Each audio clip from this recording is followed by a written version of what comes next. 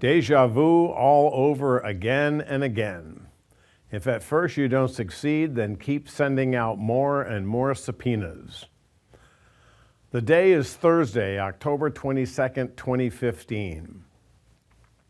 Then Secretary of State Hillary Rodham Clinton was in the witness chair for 11 hours as she was bombarded by questions from the Republican members of the House Select Committee on Benghazi.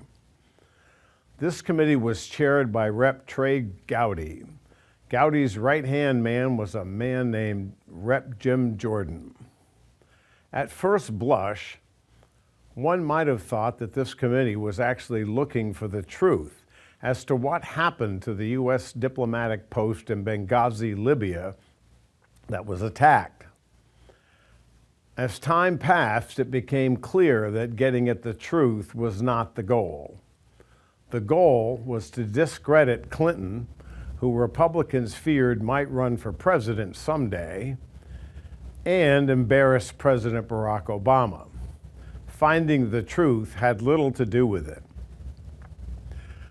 Rep. Jim Jordan was relentless in his questions, as were the other Republican members of the committee.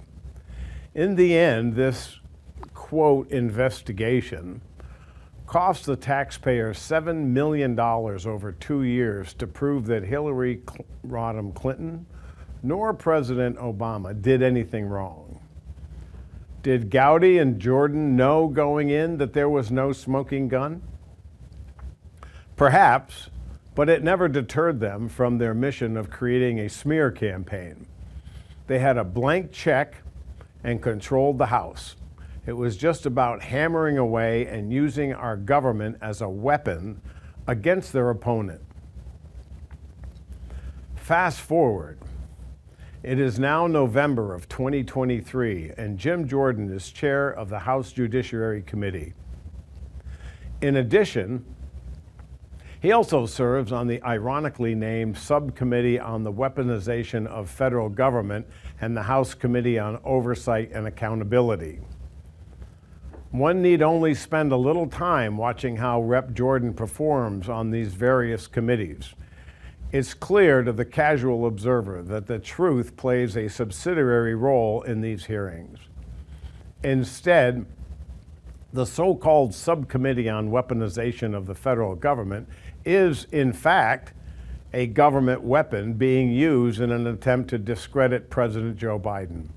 Thus far, Reps. Jim Jordan and his sidekick, Rep. James Comer, have spent the past 2 years and untold millions of dollars trying to prove that Joe Biden somehow made money when he was out of office or perhaps when he was vice president. Much to Jordan's dismay, or maybe not one shred of evidence has ever been discovered to confirm his allegations.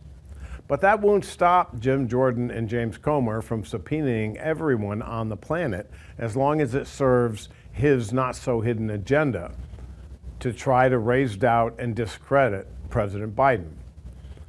The last time we saw this level of abuse of power was when Senator Joe McCarthy declared people he disliked as supporting communists. Rep. Jim Jordan is the epitome of one who weaponizes the government to attack his opponents. The sad part is that many of us are becoming numb to his antics.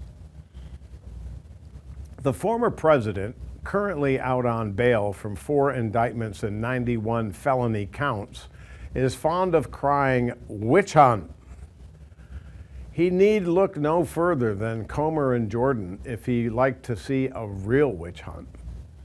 Last week we saw the former defeated president, now the frontrunner of his party, pull back the curtain in an interview on Univision. He laid it right out there. Should this country elect him again, he fully intends to use his power and our government to go after his enemies. He said, and I quote, "They call it weaponization, and the people aren't going to stand for it," Trump said. "But yeah, they have done something that allows the next party.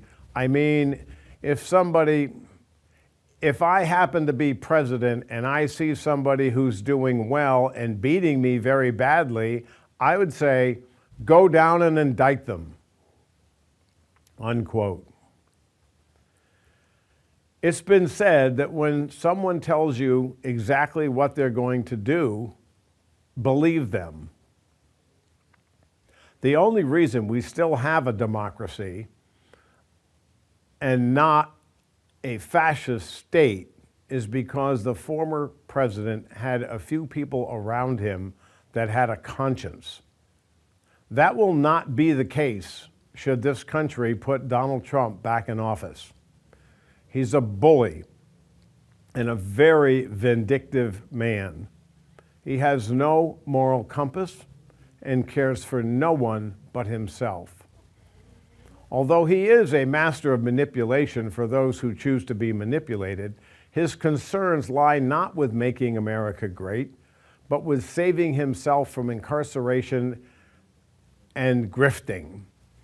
He chants witch hunt and decries weaponization of the government while simultaneously fully intending to perform witch hunts and use the FBI and the DOJ to go after his enemies. This would cost our nation tens of millions of dollars, as this man has a lot of enemies. It's safe to say that funds needed to fulfill his new authoritarian fascist state would come from programs that help people. The people have never been of concern to him. His only concern is to stay out of jail and bilk his supporters out of their hard-earned money.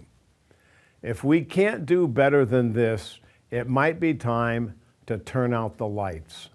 Please vote. My name is Bob Stannard, and the date of this column is November 12th, 2023.